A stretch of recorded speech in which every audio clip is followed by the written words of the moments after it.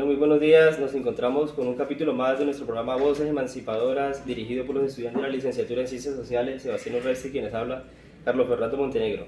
En el día de hoy nos encontramos con un reconocido docente de la Universidad Surcolombiana, el profesor Ademar Macías, quien es reconocido por trabajar las pedagogías del oprimido, la educación popular, entre otras corrientes emancipadoras. Bueno, profesor, muchas gracias por aceptar la invitación. Bienvenido. Bueno, muy amable, hermano. Entonces, aquí muy gustoso de escucharlos y de conversar un rato con ustedes. Bueno, sin más preámbulos, iniciemos con la primera pregunta. Bueno, la historia de Latinoamérica se ha caracterizado por las violencias, ¿no? ¿Qué hubiera pasado si se hubieran desarrollado los estudios latinoamericanos desde la conformación de nuestras naciones? Si se hubieran desarrollado desde el inicio y no al final. ¿Cómo la pregunta? A ver, ¿dónde? Más despacito. A ver, ¿qué hubiera pasado si se hubieran desarrollado los estudios latinoamericanos desde la conformación de nuestras naciones? Si se hubiera comenzado a reconocer lo propio desde la conformación de nuestras naciones, es decir, desde las independencias. Sí, un hecho violento que hemos tenido en América Latina es que primero pues hubo toda una imposición de una cultura, de un imperio, de todos unos valores que traían de otros contextos y fueron impuestos a la fuerza por todos sus territorios. Después de que logran esos procesos de independencia, esos procesos de liberación, donde los pueblos de América Latina expulsan a los europeos, especialmente a España y a Portugal, pues los criollos que quedaron gobernando posteriormente no fueron capaces de liderar un proyecto de identidad latinoamericana. O sea, ellos como que querían seguirse pareciendo más a los europeos y les avergonzaba de que venían también de sangre indígena, de sangre negra, y entonces no tuvieron una valoración de esa riqueza que significaba la diversidad cultural que tenían nuestros pueblos.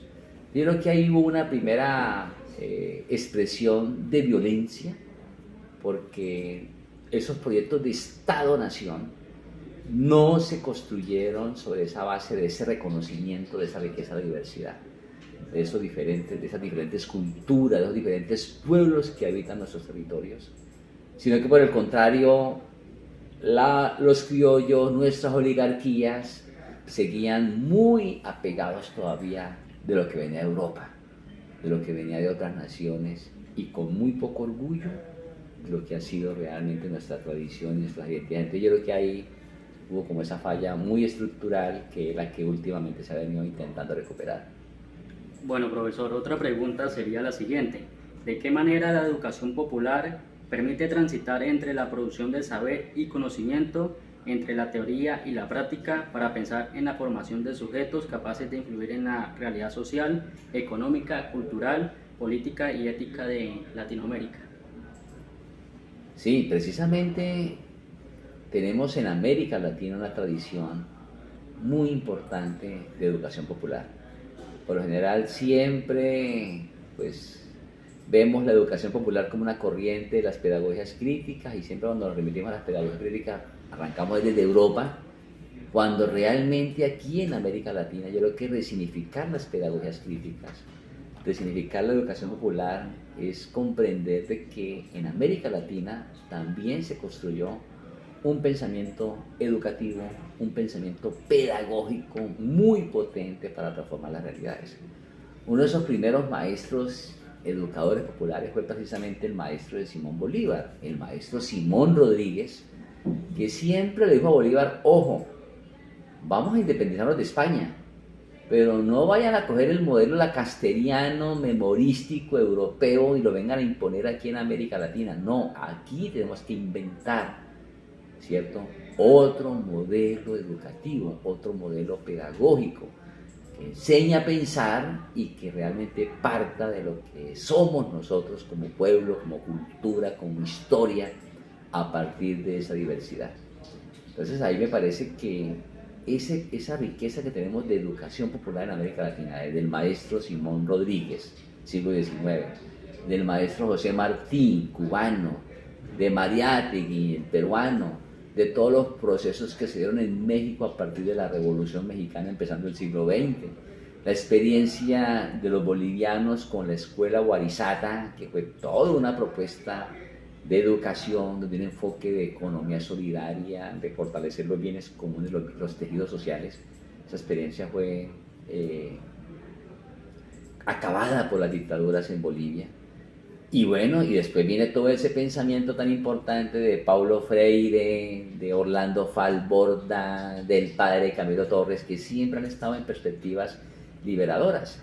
Entonces, el tronco central de la educación popular es cómo vamos a hacer una lectura crítica de la realidad, hacer una lectura crítica de los contextos, pero para transformar esa realidad. Y esa realidad solamente se puede transformar si construimos sujetos sociales, si esa educación construye la formación de sujetos políticos que sean capaces de construir tejidos, de construir organizaciones, de avanzar en movimientos sociales para transformar esa realidad, porque las realidades no se pueden transformar si no hay una base social empujando esa dinámica, esa formación de un sujeto que tiene que ser protagonista de estos procesos. Entonces ahí me parece que hay un tronco muy importante de la educación popular en la formación de sujetos sociales y políticos para esas realidades.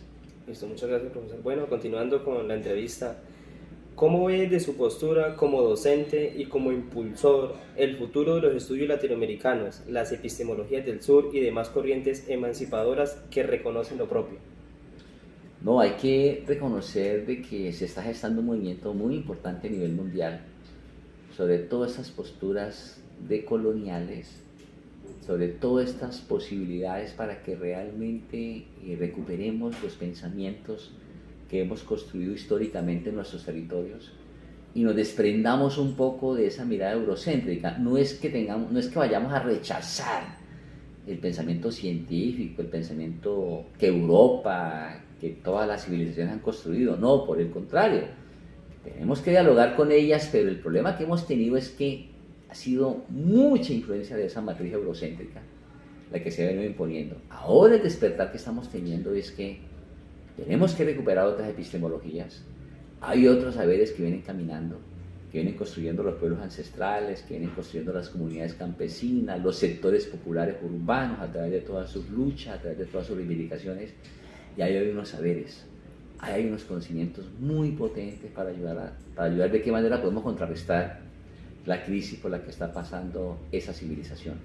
O sea que esa apuesta por las epistemologías del sur, que ha sido la mayor injusticia cognitiva porque se han vulnerado, se han invisibilizado los otros saberes, ahí se están gestando espacios bien importantes y por eso ya en las universidades, ya en muchos colegios se está haciendo un acercamiento bien importante a estas pedagogías alternativas, a estas otras epistemologías, a estos pensamientos latinoamericanos, para que enriquezcamos la vida, dialoguemos realmente sobre estas apuestas que se están construyendo en los territorios y que la mejor alternativa es hacer esa ecología de saberes, hacer ese diálogo de saberes que nos proponía Orlando Falborda, que nos proponía el maestro Paulo Freire, o sea, ese diálogo donde reconozcamos al otro, donde rompamos permanentemente esas relaciones de opresión que se dan, pero donde transformemos al opresor, ¿no? Como decía el maestro Paulo Freire, no se trata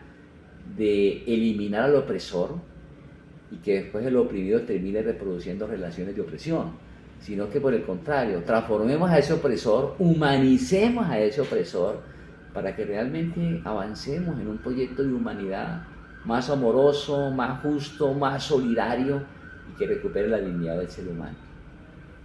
Bueno, otra pregunta, profesor, y ya para finalizar, sería la siguiente. En plena segunda década del siglo XXI vemos de que la modernización ha traído avances, pero también ciertas problemáticas porque la vida se ha convertido en mercancía. Entonces, de esta manera, como profesor de la Universidad Surcolombiana, orientando los cursos de educación popular y otros demás cursos, ¿qué prácticas pedagógicas y didácticas de pensamiento y de acción aplicaría en sus estudiantes y también para la sociedad en general para aportar significativamente en los estudios latinoamericanos? Las preguntas, hermano, pues, pucha, que ustedes hacen muy potentes para toda una clase, hermano, pero mira, así muy resumido. No hay que desconocer avances de la modernidad, ¿sí? Los avances científicos, tecnológicos, o sea, nunca en la historia de la humanidad hemos tenido tantos avances de la ciencia y la tecnología. Ya estamos hablando de la cuarta revolución industrial tecnológica, con unas cosas que pueden ser maravillosas para temas de salud, para temas de educación, para temas ambientales, en fin. Pero el problema es que también nunca en la historia habíamos estado nosotros como especie humana tan en altísimo riesgo también de desaparecer. O sea, ese es el momento histórico por el que estamos pasando. Unos desarrollos impresionantes a nivel tecnológico de la ciencia, pero también está amenazada la vida, está amenazado el proyecto evolutivo que llevamos millones de años en este proceso.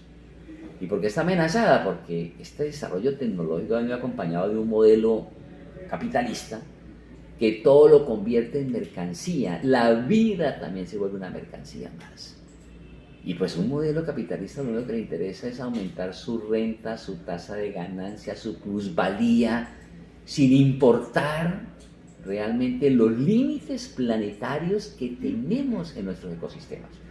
O sea, arrasamos realmente y rompimos el equilibrio planetario con todo un relato, con todo un discurso de que la felicidad estaba en tener, en consumir, en acumular.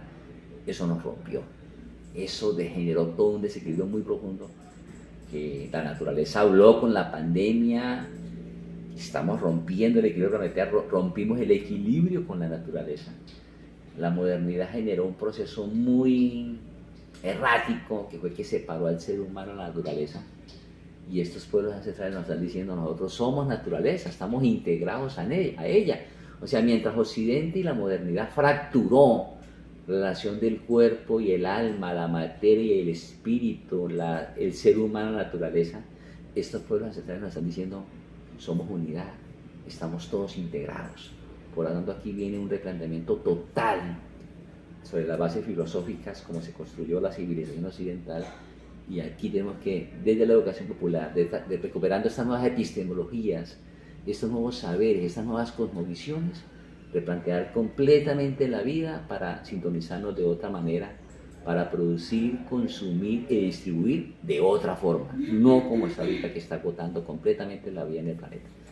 Por lo tanto, la apuesta que tenemos que hacer a nivel universitario con nuestros estudiantes en el aula es cómo la escuela, y cuando aquí hablo de la escuela hablo desde el preescolar hasta la universidad, cómo todo el sistema escolarizado tiene que asumir dentro de su proyecto pedagógico, dentro de su proyecto curricular, este pensamiento latinoamericano. Tenemos que hablar más de Paulo Freire, más de Orlando Falborda, más de Simón Rodríguez, más del padre Camilo Torres, que siempre advirtieron los riesgos de estos sistemas eurocéntricos, colonialistas, que se siguen reproduciendo permanentemente.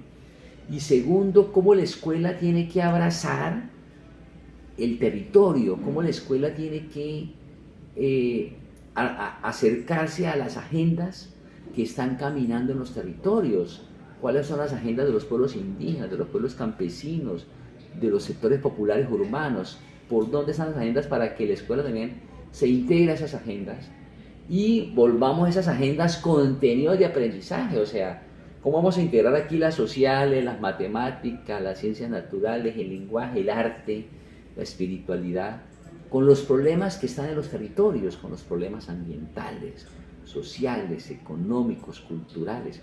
Ahí es donde la escuela tiene que abrazarse a esas agendas y convocar a las familias, a las organizaciones de un proyecto de futuro que toca construir en el territorio, que no es más que construir justicia social, construir dignidad, construir solidaridad para que a todos los que habitamos el territorio nos vaya lo mejor posible.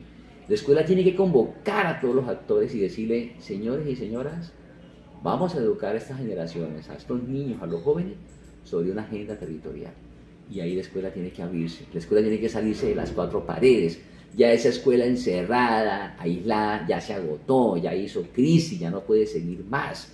Por eso es que la escuela tiene que dialogar con los territorios, con esos saberes que están circulando por fuera del aula, para que realmente articulemos el saber académico que construimos en la escuela, con ese saber popular, con esas sabidurías, con esas cosmovisiones que están ahí en los territorios para potenciar la vida, para potenciar la solidaridad, para potencializar todos los vínculos amorosos, para sobre todo fortalecer los vínculos, porque tenemos tejidos muy frágiles, los tejidos sociales están muy débiles, están rotos por este proceso de modernización capitalista que rompe los tejidos, que genera seres individualistas, indiferentes frente al destino del otro, y aquí tenemos que hablar más de solidaridad, más de vínculos, más de tejido para realmente contrarrestar esta crisis. Entonces, hay que salir a caminar el territorio con los estudiantes, con las familias, con las comunidades, salir a investigar, recuperar la memoria, cómo estamos en estos momentos y para dónde vamos, que es el horizonte colectivo, el sueño colectivo, para mantener la esperanza. Paulo Freire siempre nos decía, hay que mantener siempre la esperanza, no caer en posturas de desesperanza, de desencanto, no, nos tenemos que volver a reencantar, nos tenemos que volver a reinventar y a tener mucha fe y mucha esperanza por otros juntos posibles, y ahí la escuela, los maestros y las maestras, con los estudiantes, con la familia y la comunidad, es abrazando la vida de los territorios para que esos contenidos los construyamos también en el aula. Listo, de esta manera finalizamos la entrevista. Agradecemos al profesor Aldemar por aceptar la invitación. Muy amable, profesor, muchas gracias y nos vemos en una próxima oportunidad. Bueno, muchas gracias.